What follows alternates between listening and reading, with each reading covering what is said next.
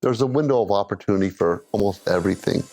And hitting that window of opportunity is typically critical. On this week's episode of the Silicon Valley Podcast, I sit down with Joe SIECINSKI, and we have a casual conversation on how AI will impact business owners, when to raise capital, the power of communication and leadership in a business, setting personal goals before business goals, the DISC personality profile, and much more. All right, let's start this week's episode of the Silicon Valley Podcast. Enjoy. Cheers, Sean. Cheers. Joe, Good to see you. it's been a while. It has been a while. What's new with you and what do you want to talk about today? Well, first of all, welcome back. It was a great journey. I'm not sure for our audience if they knew, but I was in Taiwan, mainland China, and Saudi. Just got back. Wow, that's a nice trip. Yeah. I got to give a keynote speech on artificial intelligence in Wuxi. I got to moderate a panel on profit streams in Saudi. And I got to meet a lot of great entrepreneurs in Taiwan in the blockchain Web3 space. Wow. And I did a factory tour in Foshan too. Hey, fun. Hey, well, what did you learn about, what were you talking about AI? Oh gosh. I mean, That's a hot topic. AI is in every conversation right now. Every conversation in business, no matter what the size of the business, whether it's just I have an idea and I want to implement it, or we're a huge publicly traded company and is this going to disrupt us? So AI is everywhere right now. Well, what do you is it going to disrupt?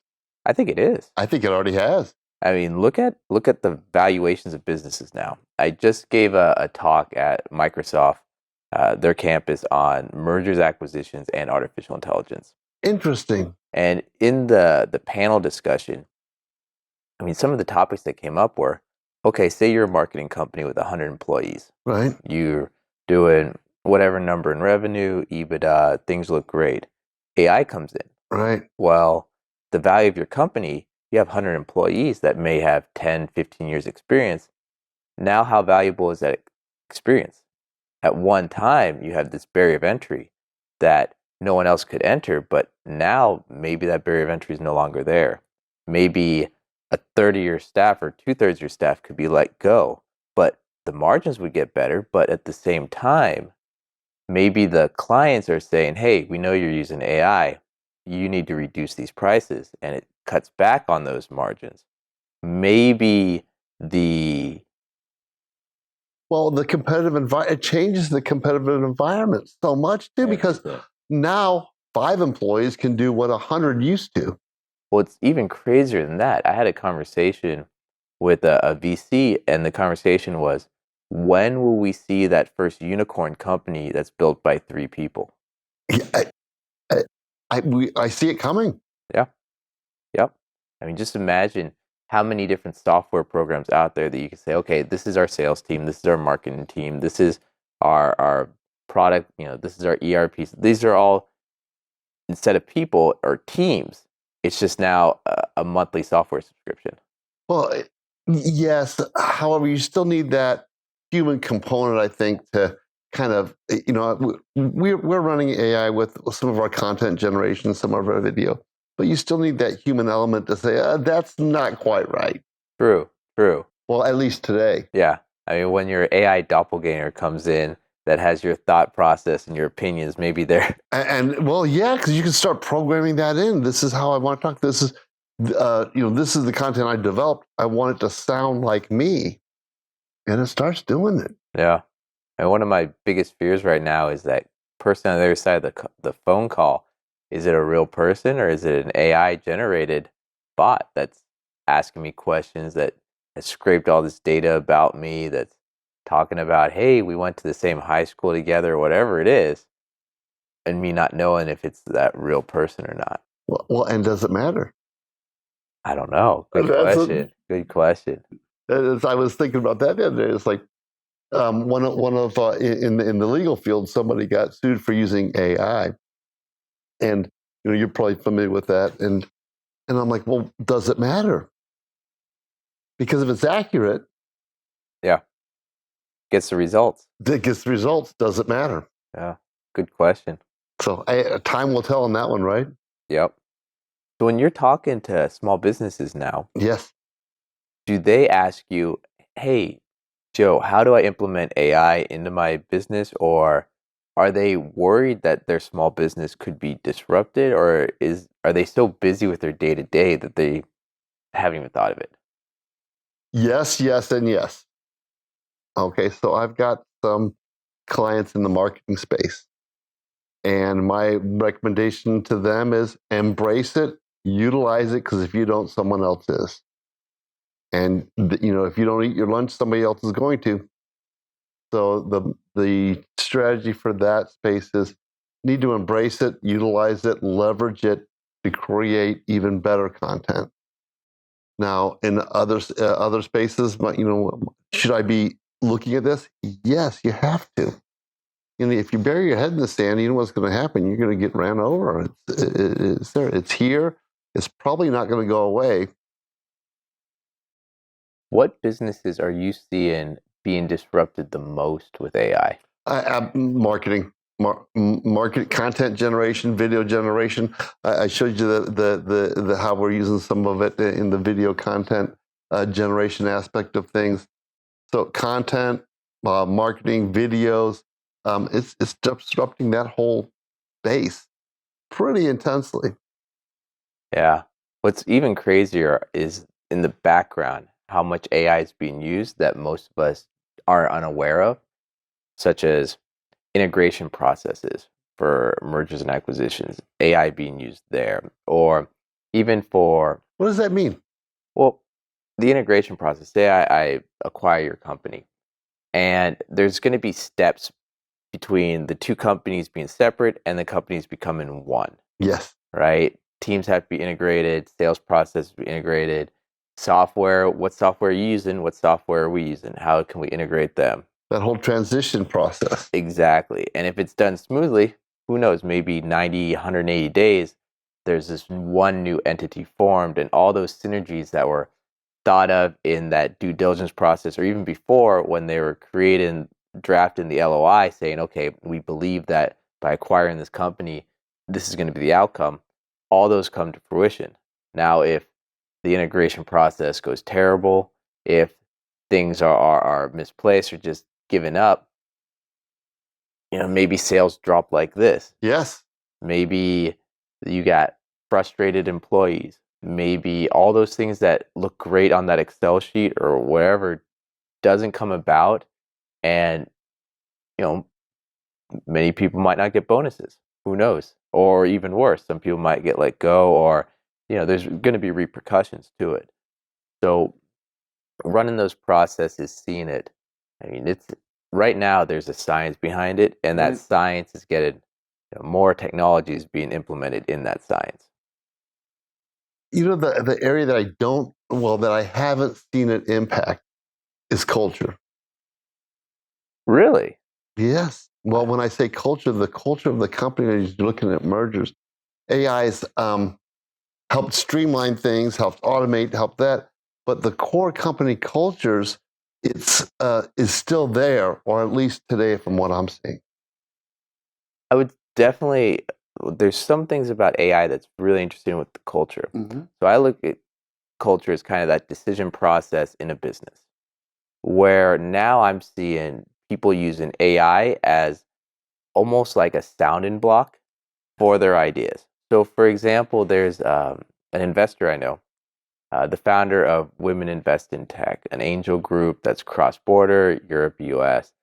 And we were talking about a business idea she had. And she went home and used, I believe it was PI.ai, a personal assistant or something like that, to draft or just have a conversation with. And she sent me this 15-page transcript of the conversation where she was saying, "Hey, here's my idea, where are my flaws? Okay, you're being too nice to me. Be more specific in pointing out my mistakes or what I'm missing." And the conversation went back and forth, and at the very end, she had sussed out her idea. It was crazy. And that is it's a sounding board almost, where it used to be you and me. Now you've got the whole intelligence of AI behind it, which you and I are both pretty smart, but I don't know about. Well, also, how much nicer is it to have that conversation with that AI bot that you know is not going to tell anyone except for Google, Facebook, and everyone else that's connected with governments. Yeah. But just the idea of, okay, I can have this open conversation with something that's not going to judge me, that's going to give me feedback, and then I can adjust that level of feedback.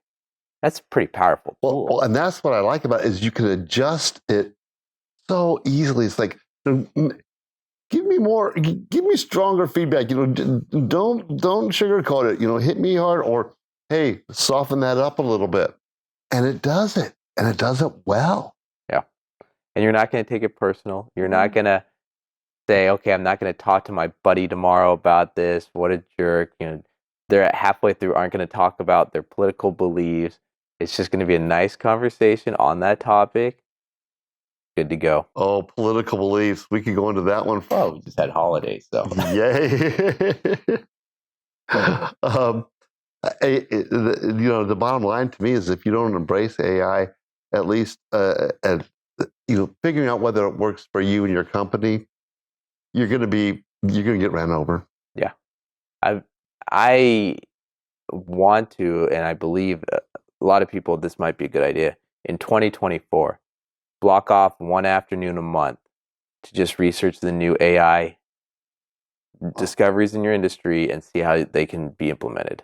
And it's moving fast. I mean, fast. I shared a book with you earlier today, and that it's already obsolete. It's moving so fast. In 6 months. Yes, in 6 months. Yeah. Amazing.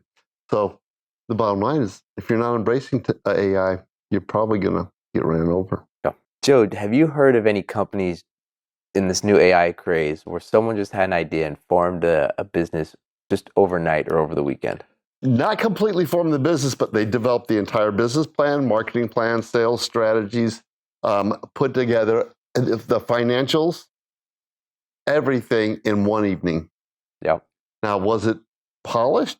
No, but it was. What would have taken a month was done in one day now. Yeah. Just it. The first time. Now this has been probably 6 months when that transpired. That's when I said all of my clients must embrace the AI model because it's too good. I have a buddy, a CEO of a funded company right now, but he was at the bar with a couple of his buddies, and one of them said a problem he was having. He said, hey, if I built the solution, would you be a customer? The guy said, sure. That weekend he went home, used AI, developed the app, developed the web page, used it for the legal documents, did everything. By Monday, he sold a subscription to that guy, and then also a few other people that he knew that have a similar problem. Granted, he's not making a ton of money. I think he said he's got 1,000 in subscriptions, but that's now passive income that's just generated every month as long as the app and everything doesn't break or the subscription. But that's incredible if you think about it, being able to create something like that so quickly, one weekend, good to go. It's going to change a lot of things. And if you're not on the boat, you're going to be swimming. Yep. And what's interesting about that is work once, get paid forever. That's the dream. That is the dream. That's the model, right? So where is he at now? Oh, he's still focused on his main company. Right. That company's going great. They are on track to be profitable end of Q1 2024. And then after that, it's off to the races. So where do you see AI as in optimizing things? I see it everywhere. I was going to say the same thing. Well, emails. Email's great. There was a person I interviewed on my podcast who is using AI to basically take out an entire center chunk of the sales process, where right now a sales associate might use 80% of their time doing paperwork, doing all these steps, instead of actually selling, when selling is maybe just 20% of their time. Right. You get rid of that 80%, and now they're just focused on sales. think of the productivity increase with that. The productivity and the revenue increase, because even you keep the same conversion rate, you're putting more time into there. Great. And which podcast was that? And where is it? So I'm the host of the Silicon Valley podcast, which is a podcast here in Silicon Valley where I've interviewed entrepreneurs, venture capitalists, leaders in tech. Some of the people I've interviewed include Melanie Perkins, founder of Canva, Jim McKelvey, co-founder of Square, Oliver Miller, co-founder of Intel Capital. I've also interviewed some consulate generals. In fact, one of the people I just interviewed, his interview went live 5 days after it was announced he was the newest unicorn company in Silicon Valley. So I've had over 200 interviews. It's been fantastic. And yeah, the Silicon Valley podcast. Check it out. Joe, were you ever on any podcast? Oh, yes. In fact, we did a webinar last night. I've been on many podcasts. I enjoy it because it allows me to share my knowledge that we've gained. I've worked with thousands of businesses now. And so many businesses, and you see this, so many businesses crash and burn. Yep. And Joe is also on the Silicon Valley podcast. That's what he was probably referencing. That was the best one. There you go. Because that you talk to the people that are the movers and shakers in Silicon Valley. Sometimes they forget. But so many businesses crash and burn. Joe, question for you. I mean, as an investment banker in that, not all I hear, but what I hear a lot is, we need to raise capital. We need to raise capital. What are your thoughts when you hear a company, early stage company, brand new, they've been around a few months, saying, hey, the first thing we need to do is we need to raise capital? First thing I say is run away. I mean, yeah, you do need to raise capital, but so many companies, especially in Silicon Valley, focus on raising money, and that's the goal, versus creating a business. And we see it, or I've seen it so many times, where, I got the money, but they're not focused on running a business. Running a business is about a profitable enterprise that works without you, which a lot of small, startups get going, and they don't have that mindset or that foundation of how to build a business. And it's all about raising money. And to me, that's not a long-term success. Now, what do you think the difference is between, can they switch that mindset from, I need to raise capital, to actually I should be building a business, and then if the capital follows, that's a good thing? That's the mindset. And, the lean startup, Eric Ries, phenomenal. He talks about, building something that somebody's going to buy, do the adjustments, and guess what? The money will come. Would you invest in somebody that's, running with a 40% net margin and growing? Probably. Well, it really depends on the industry, but that sounds pretty good. But it's a whole lot better than, hey, I need $250 million to get started. Yeah. For an idea that's not proven, that no idea if it's going to work, from a first-time founder. And no revenue. So, it is Silicon Valley, and those do it. But you know how, the probabilities are so low. Focus, and I tell everybody this, focus on getting clients, generating revenue, making a business, and then the money will come. Well, what's interesting about that process is focusing on getting the clients. You're testing the market to see about the product or the service that you're offering, the demand for it. And so many companies don't do that initial survey of maybe talk to a potential 100 customers to see if, hey, what's the demand for this? Am I hitting my target customer? Is my idea of that customer correct? Or is there a completely different segment, different customer that I should be targeting? And without having those conversations, you're just guessing. Well, not only the conversations, but getting the money. Because I've done so many focus groups and surveys and everything, and I can get pretty much the answer I want by the question I ask. So when it comes down to, I had a client come to me with his business plan, and we're reviewing it, and I said, well, how many of them have actually written you a check? They say they're going to. Well, there's a difference between saying it and actually having the money in the bank. And the numbers that I ran were about 20% of the people that say they'll give you money will actually give you money, and the amount they give you is about 30% of what they say they're going to give you. So, and these are just generic numbers, but they're probably pretty close. Okay, so that's someone that's trying to sell their product. They're getting 1 in 5, and of that, 1/3 of the money they thought in some of these. In some of these situations where, hey, what do you think of this? Oh yeah, I'd pay this much money for that kind of service. Okay, I've got this. What are you actually going to pay for? Oh, well, somebody else is doing this now. And that's the other thing is in these places, the first one that comes out usually gets eaten up by somebody else. What was the analogy? The first mouse gets the trap, the second mouse gets the cheese.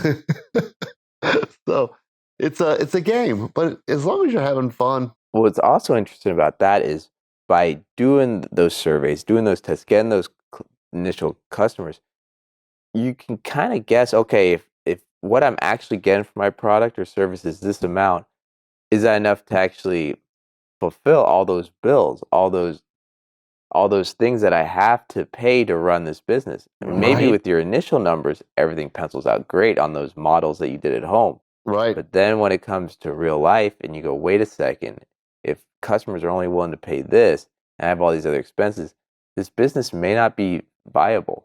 Or I need to pivot or change something, which is okay. I have never seen a business that starts out with their business plan and it goes like this. It doesn't work that way. It's like this. Now, if you keep your goal in mind and focused on it, you will achieve it, but it's not going to be a smooth path. Now, for these businesses that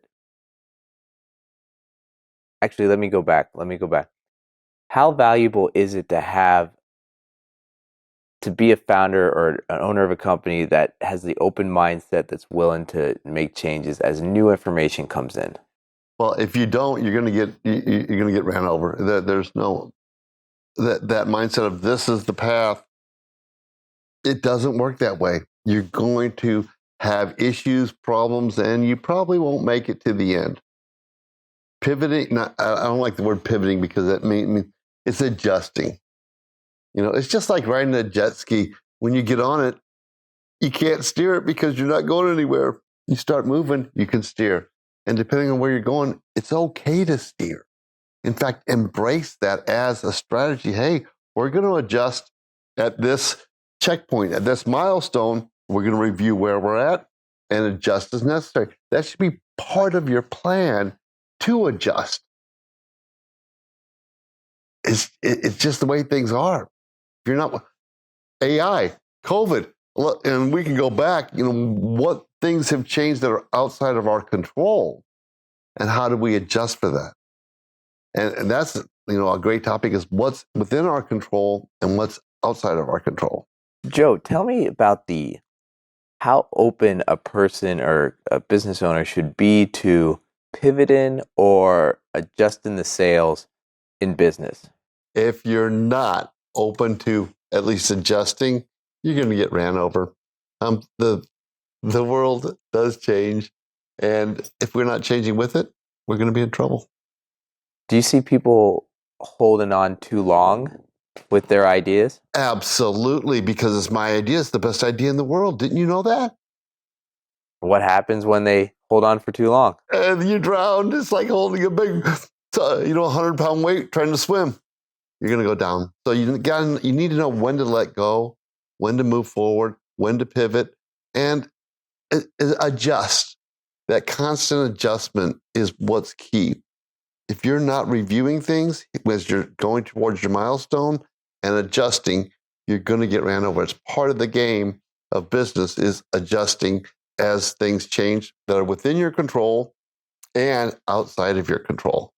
You mentioned going towards your milestones. So question one is, how do you determine what these milestones are? And then second, how often should you review? Is this an every morning at breakfast review, or is this every Friday? Is this once a month? Or is this, okay, it's been a few months, I guess, I'm not sure, time to review? How do you pick your milestones? How often do you review? Well, let's break it down because we set the long-term goal, right? And then you break it down into, it could be a 5-year goal. You break it down to 3 1-year goals, and those 1-year goals broken down to 90-day plans, those 90-day sprints. And those 90-day sprints get broken down to 30 days, and those 30 days get broken down to your daily activities. So to some extent, you're reviewing daily, but the bigger ones weekly, and then the bigger ones monthly, and then quarterly are typically your milestones. Did I hit my milestone, or do I need to adjust? It kind of takes 90 days to really see something. You can accomplish a massive amount in 90 days, but it's amazing how little you can get done in one day. Oh, that's true. Now, are these reviews for an individual? Are they reviews for a team? Are they reviews for a business? So typically, my team reviews their individual activities on a daily basis. Am I doing what I'm supposed to do? What do I need to adjust from my time allocations? And then on a weekly basis, it's a team meeting. Okay, how are we doing? What do we need to adjust? And then definitely on a monthly meeting, everyone needs to sync up. So a monthly staff meeting on, okay, where are we at? How do we adjust resources, time, and our objectives? So that monthly meeting, and this is kind of what we've been using. Now, with changes in technology, with things like AI, I think that's going to get compressed. And I think, we're going to get to, hey, we're going to need to do daily team check-ins because things are changing so fast. Those time components are going to compress. That's interesting. To imagine that a company, an industry could be disrupted in a day.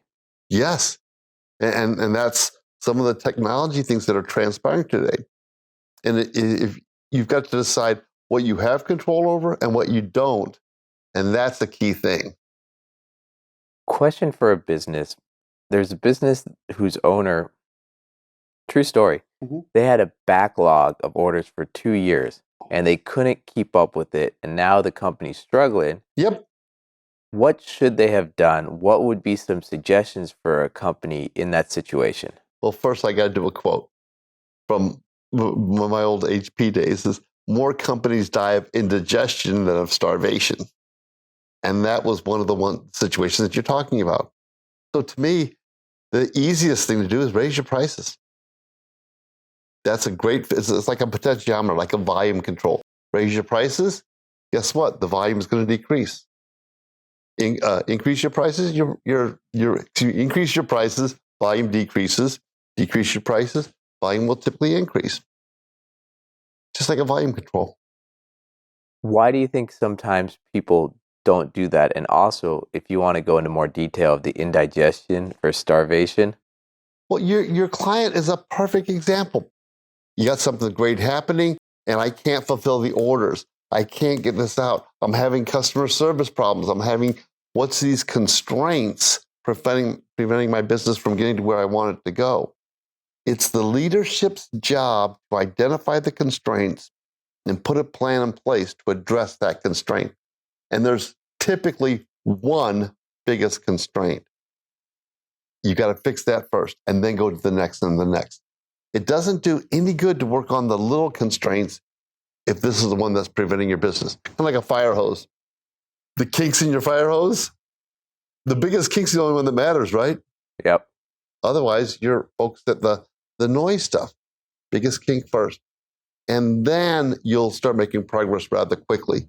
So in this situation with your client, what is the biggest constraint? Good question. Not my client, just for the record. First contact. An associate. An associate. But we see this the time, and you've got to really be in the business to take a step back and say, okay, this is where the constraint is. We saw a lot of this with supply chain issues. During right, COVID, post-COVID, supply chains, put a kink in a lot of things. What were the constraints? What can you do to resolve or minimize that constraint? And the people that did that, those businesses that did that, flourished. The ones that didn't and said, oh, nothing I can do about it, guess what? That's the wrong answer. Joe, how important is it for someone to be able to pivot when there's internal and external factors, or when they're faced with internal or external factors that could impact the business? You've got to be ready to adjust as things change, because there are internal factors and there are external factors. identifying them, and then having contingency plans in place to address them. Now, can you plan for everything? No. But you can still plan and say, okay, I've got an idea of how to adjust. COVID hit, changed the world, right? I mean, a lot of businesses couldn't pivot. If you had an in-person business, restaurants really struggled, but a lot of them did survive by pivoting to delivery or adjusting to delivery. Pivot to me means a huge change and a full change of direction. So in that case, it probably was a pivot, but there's typically more adjustments. The other one I saw was supply chain issues. Huge. It puts several businesses out of business because they couldn't adjust. So there's almost always another way of doing it if you put the brain share into that. When you have an internal or external, something that's complicating the business or impacting the business, who is best to bounce some ideas off of to come up with a solution? Your mentors. I mean, most people have mentors in some fashion or another, whether you know it or not, or identify them as that. There's somebody that you want to talk to and bounce it around. The other thing that we talked about AI disruptions. You can use AI now to have kind of a dialogue with yourself or with the bot. But bounce the ideas around, because a great idea in your brain, when it comes out your mouth, may be different. We've both experienced that. It sounded really good in my head. So get some advice and talk to experts in the industry. There's more resources out there than you can imagine if you just reach out. And so many people many people are afraid to reach out because they don't want to look like they don't know what they're doing. Guess what? It's a game. Get input, adjust, go down a direction. Am I making progress? Adjust again. You're going to have to adjust as things change. External factors and internal factors. Internal factors could be a disruption in the industry, or a key employee decides to take another path. These are all things that will happen at some space or time. You'd mentioned mentors. What type of mentors or advisors should a company have? And does it change as the company grows? Absolutely. And first of all, you've got to have a mentor that you feel comfortable with.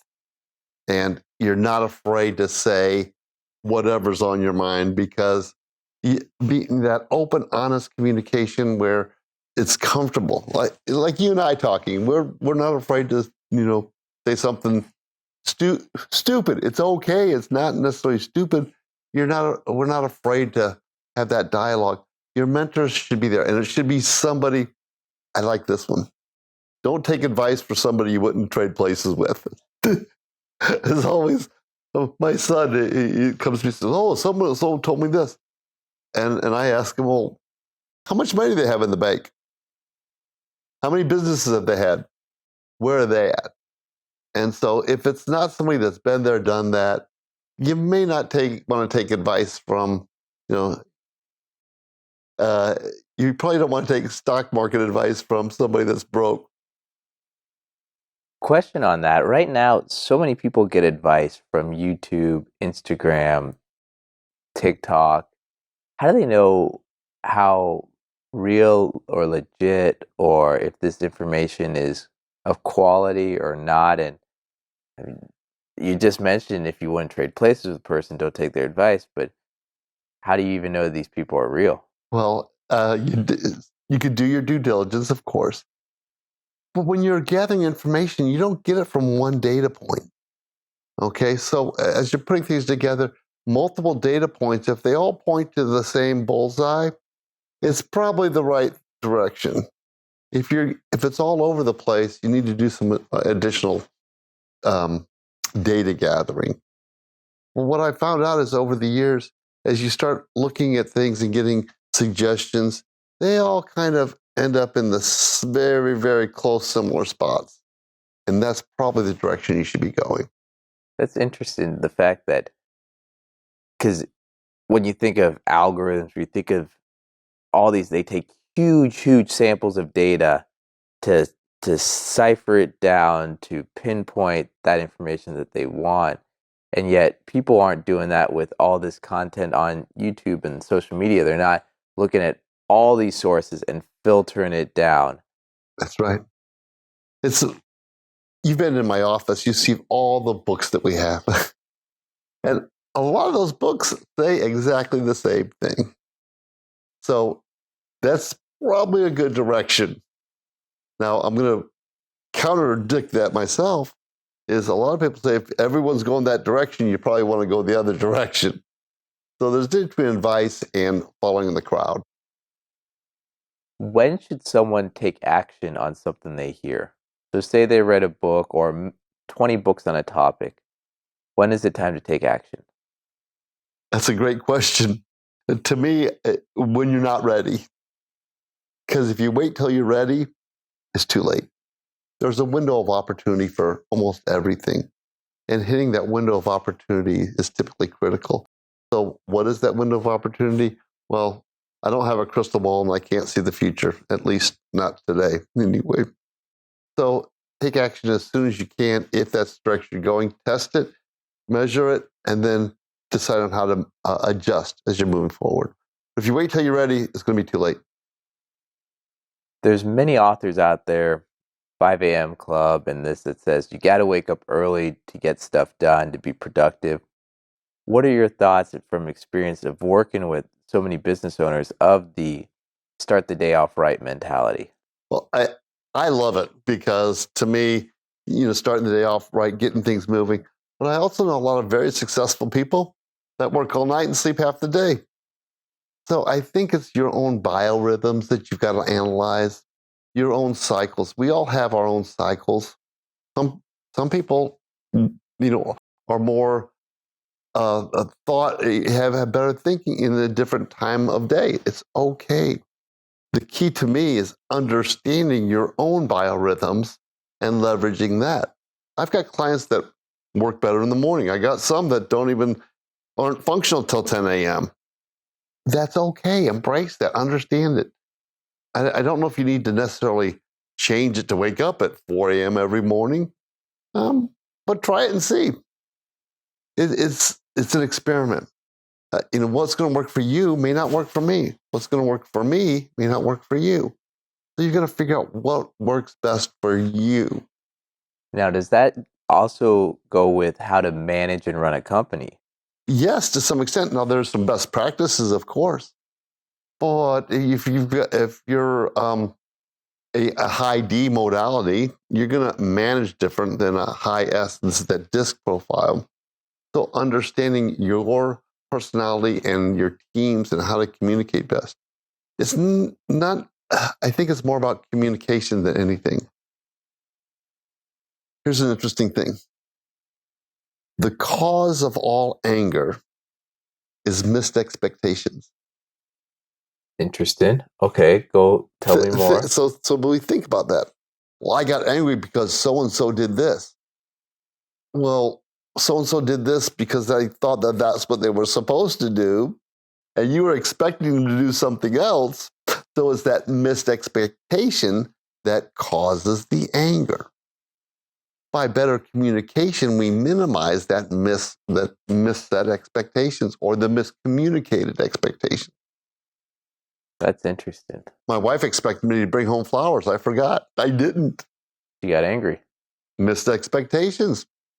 Or I didn't expect her to bring flowers. She expected it. She's angry. Or I expected this. It didn't happen. It's my expectations that are misset or not accurate.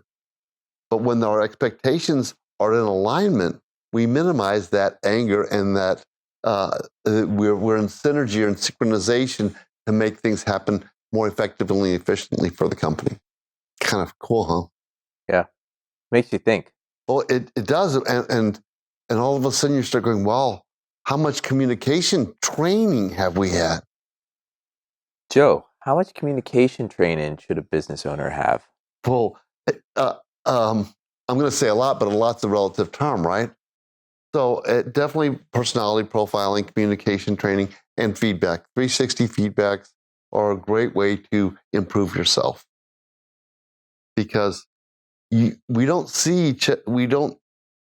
necessarily see ourselves the way we think we see ourselves.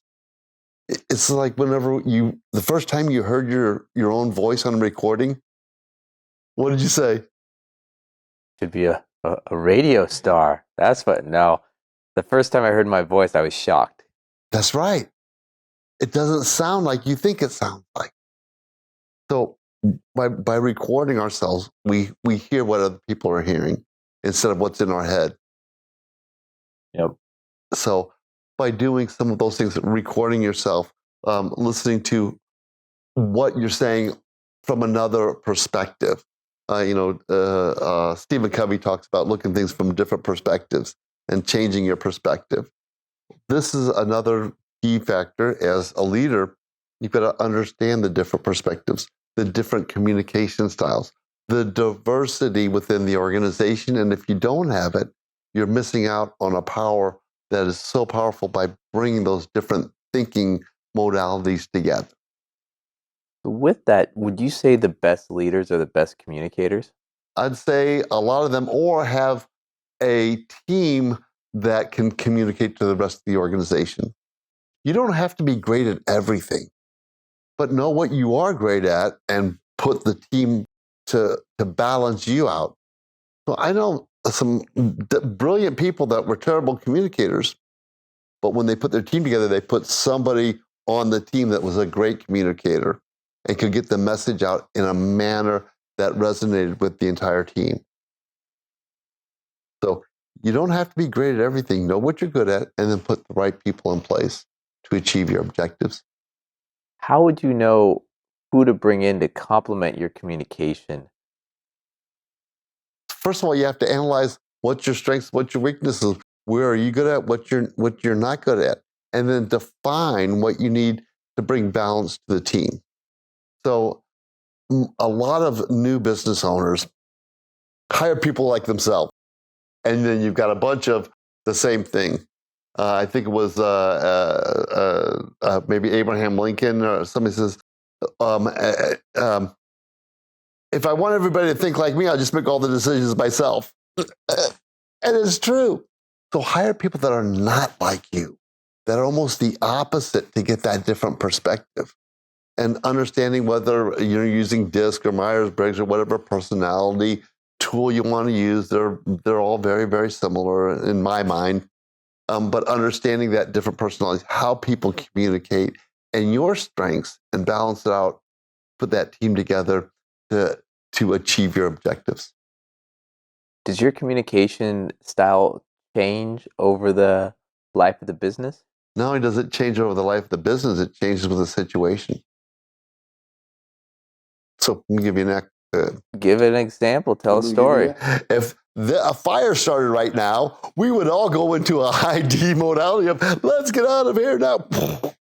D modality, what is so in the DISC profile, it says driver, the outgoing, task-oriented, let's get stuff done modality. Let's say you're working with a team that you need a little extra explanation. That's kind of a steady modality. You don't want to go too fast, no big changes, steady as she goes. And that's a high S steady modality. A high I is the influencer. Let's have fun. Your traditional sales type personality. And then your high C is your calculating or cautious. Let's make sure everything's done exactly right. You need all of those in the team, or you have to kind of adjust to bring that to the organization. So tell me about the DISC profile, because that Myers-Briggs, that we hear these terms all the time. I'm not sure if I've ever actually talked to a startup here in Silicon Valley that has broken down their team into the different communication styles or personalities. So for founders out there that are listening, this is why I kind of like DISC, because it's easy to teach and easy to implement. There's a lot of them out there. I'm almost agnostic. I use this because it's easy to teach and implement. But one of the things I do is I take the DISC squares, DISNC, and I actually have the business owner say, okay, where is this person? And look at the team and how balanced they are. I had one client that was a high D, and as he started out, he hired a bunch of high Ds around him. And so you had a lot of conflict, and people were arguing with each other and not necessarily getting things done. Okay, we need to bring in some other personality styles to balance things out. And I see this especially with startups when they get going, they're going to put people around them that are kind of like them. What I've seen work the best is put people around you that are almost the opposite of you. Is it going to cause some tension? Absolutely. Is it going to create balance? Yes. How do you get through that tension? Communication. We just talked about that. If you've got the same goals and objectives in mind, you chunk up to that. Hey, we can disagree. Okay, but this is our overall goal. This is where we want to get to. Everyone agree on that? Yes. Okay, now we can move forward. So this is called chunking up, chunking down. If you're not agreeing on something, you chunk up. Okay, we all want this. Does everyone agree? Yes. Okay, then you can start chunking down to, okay, where do we have that negotiation, or where do we have that? We need to make a decision on how to move forward. Understand why we're making the decision. Not everyone's going to agree. That's okay. But everybody's got to be on the boat. So chunking up, chunking down, that's one way to facilitate communication to get a solution. Are there other... Understanding the different personality styles and how they communicate. Also understanding visual, auditory, and kinesthetic learning styles. Tell me about that. Okay, well, you see what I mean? Some people think in pictures, visual learners. Auditory learners, and you hear what I'm saying, they learn auditorily. And then kinesthetic learners learn by doing. So telling a kinesthetic learner what to do, it's like Charlie Brown, wah, wah, wah, wah, wah, wah. Show them what to do and then let them do it. That's the way that they learn. Some people learn by auditory. I can sit there and listen to an audiobook. I got it all. Some people, not at all. Visual learners like to watch and see what's happening. We all have some of that in us, but we typically have a style that is our main learning style. And there's tests you can take to learn on that. So when we understand those different learning styles, we'll actually change our communication. See what I mean? Does that sound right to you? You know what I'm saying? I know what you just did right there. You gave an example of each one. Isn't that interesting? Yes. And when it's just it's a matter of understanding. When we understand that there are these, and then we'll recognize it, and we'll actually change our communication style to get the response we want. And that's what communication is. It's a lack, it's lack of rapport. How do we build rapport and communicate better? So you have the DISC, Right. You have the learning modalities. Yes. Can you combine those two for the most efficient, ultra efficient communication? You have to. That's the key, is understanding the personality profiles, the communication methods, and then adjusting your communication style to communicate better with them. I love this one. They weren't listening. Well, it's not that they weren't listening. You weren't communicating in a way that resonated with them. So you, as communicators and leaders, it's our job to change our communication styles to communicate more effectively with our audience.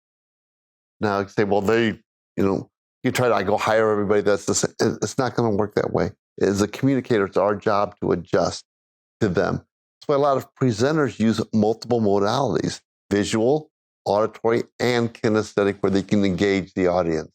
Speaking of presenters, how would you give a talk to the corporation, to maybe the shareholders, to a large group?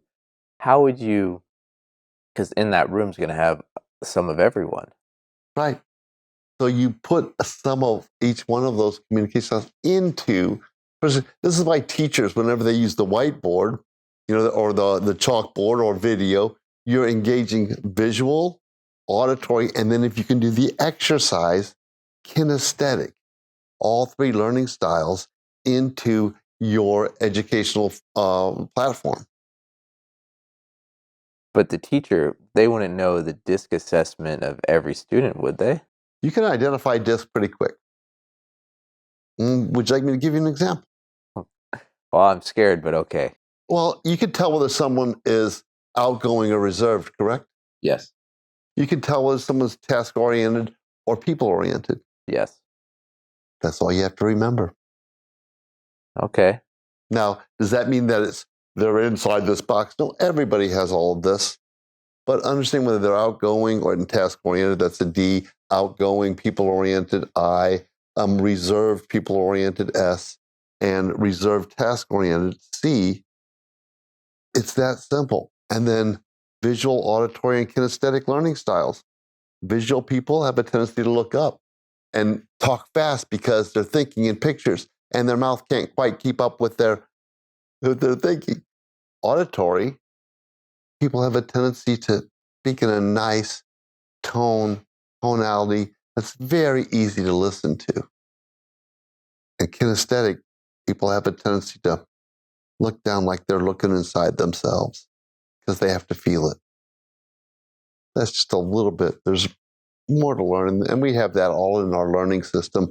The brainshare.us, like you and me, baby, system, where these are some basic communication skills that every leader should have. Right now, and I've not heard this, for accelerator programs to have a component in them of communication. Do you think that would be very valuable for accelerator program, not just to focus on sales and marketing, but to focus on communication, leadership? Well, leadership they have, but it's a foundation. Communication is a foundation for sales, for leadership. Communication training and understanding is what everything else is built upon. If you don't understand that, how are you going to, you're only going to be communicating with people that are like you very well. Understanding this is critical for sales, for marketing, for team building, for teamwork, for hiring, for fire. Everything goes back to some level of communication. If you're a bad communicator, how do you make yourself a good one? How about practice? When you first started driving your car, were you very good at that? Hey, we all, right? Well, it's funny you say that. We just ended up, my wife just got her driver's license. So I know what the last few months have been like. So you mean that there was some practice that had to transpire to get good at it? Yes. Yes. Communication is the same. It takes practice. Now, if you're just not good at it, you need to practice to get at least sufficient. But you might never be a great communicator. Bring somebody on the team when it's appropriate. That is. Understanding your strengths and bringing balance into the team is critical. Do you have to be able to communicate at some level? Absolutely. So that basic level of training is great. But I'm going to go off on a little tangent about, our educational system, because education comes from educare, which means to bring out, not shove in. And when we identify somebody that's good at something and really focus on that, they can become great at it. But if they're not good at it, no matter how hard you try, they're probably just going to get to be okay. So, put some energy on the basics, but really focus on what you're good at and then become exceptional at it. And that's my recommendation from a personal, professional, everything standpoint. Understanding what you're good at and become great at that and let other people do what they're great at. What happens if that thing you're good or great at is going to be replaced by AI? Well, then it's time to pivot or time to look at other opportunities. Opportunities are like buses.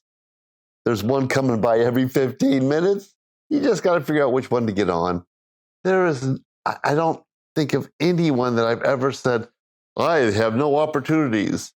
Well, you just haven't sat down and put it together. there's opportunities everywhere you look. The ones that say there are no opportunities are the ones that aren't looking and don't have that growth mentality. What do you think of that growth mentality, that abundant mindset in business? Because some people get that shiny light syndrome, and they're pivoting, looking every direction. Well, let's talk about that because I've got a couple of cool things that might be relevant. First of all, focus. Follow one course until success.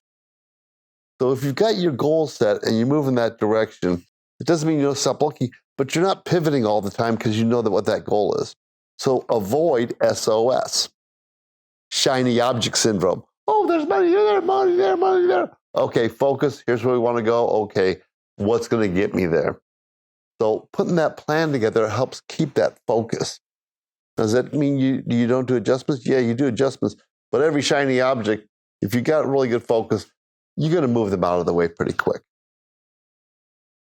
What happens if your co-founder has SOS, shiny object syndrome, but you don't? You're the focused person, and that leads to confrontations.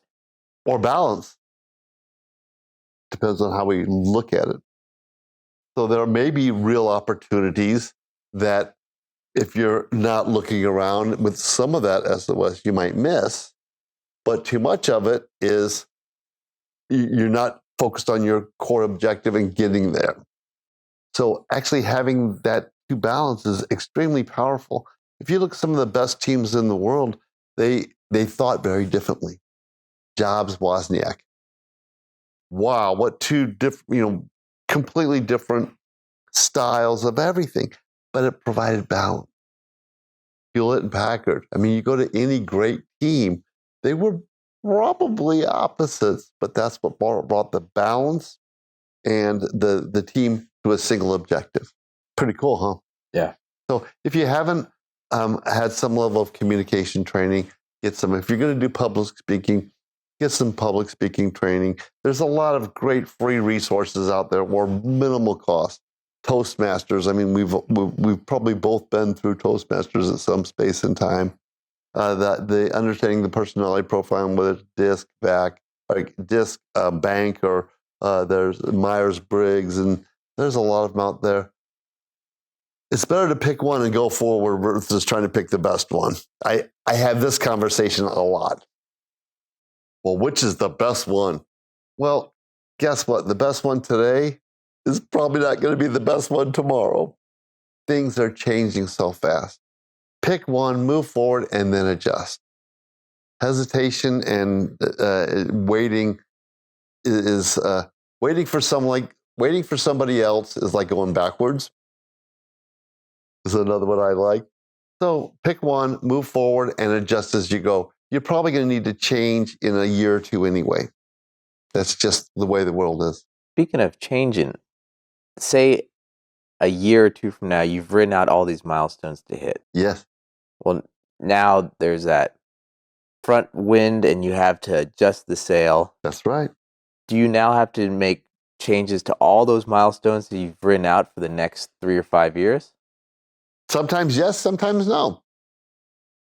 It really, doing that conscious evaluation with the team or your mentors or even yourself, at least having that conversation is key. So many people don't plan their life or their business. And I'm going to go to life first because why do we have our business? To support our life. Isn't that interesting? But more people spend more time, some people spend more time focused on their business than they do what they want to achieve in their life. Our businesses are there to provide the things that we want out of our life. So your vacations, your cars, what do you want? And then you build the business to achieve that. At least that gets you the motion going.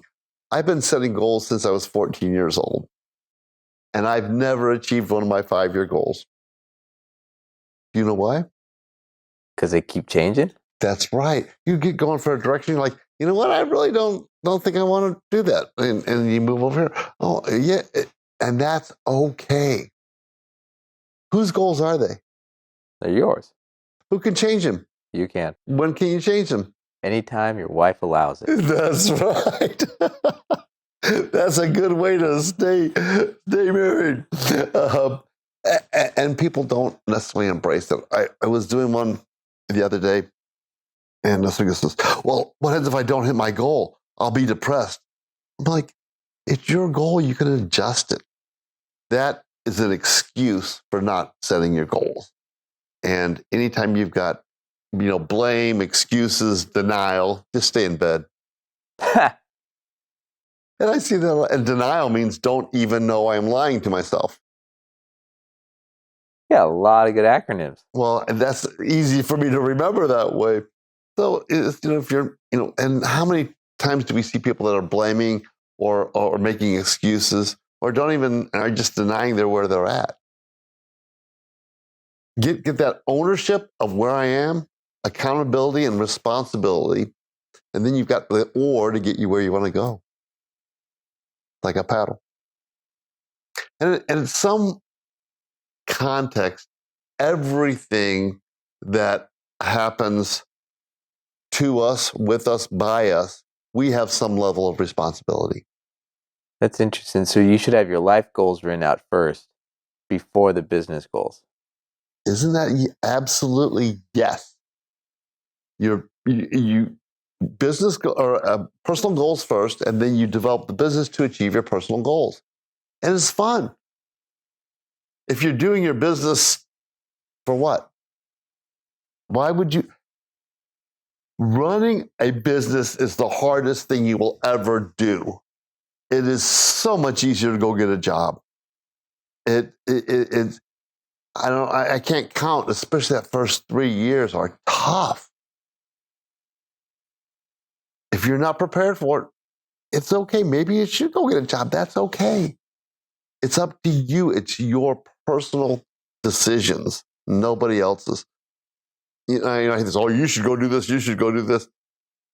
You don't know what they should do. You're not inside that person's brain. You don't know everything that's happened to them or with them or the way they're thinking. They may want to consider that. What they should do is up to them. It's their decision. And if you use some tools for decision making, you're going to make a decision and you're going to go, you know what? At that space and time, that was the best decision with the information I had. And you're not going to look backwards. Looking backwards is just a waste of energy unless you're learning to move forward. With that, how forgiving should people be to leaders, or I don't want to say politicians, or anyone of power when they say, okay, this is what I think today. What I think today is different than what I thought a few years ago. Should we actually expect that or demand that? Well, you should demand that because things change. COVID changed a lot of things where you might have said one thing one day and then, hey, we should all get together and do and have the synergistic team meeting. COVID hit, guess what? Probably not a good idea anymore, right? So things are going to change, and actually saying, hey, you know what? I was wrong. I'm human. That's powerful. Because I don't know anybody that hasn't made a mistake. I made a lot of them. That's why I get to do what I do. Because hopefully I've learned from them. We're all going to make mistakes. We're human. That's part of our DNA is the way we learn. Embracing that, okay, now there's another one that's manipulative and conscious that says, I'm going to say this to get them to think that, but I'm doing this. That's not okay. That's manipulative or flat out, what's the right word? Deceiving.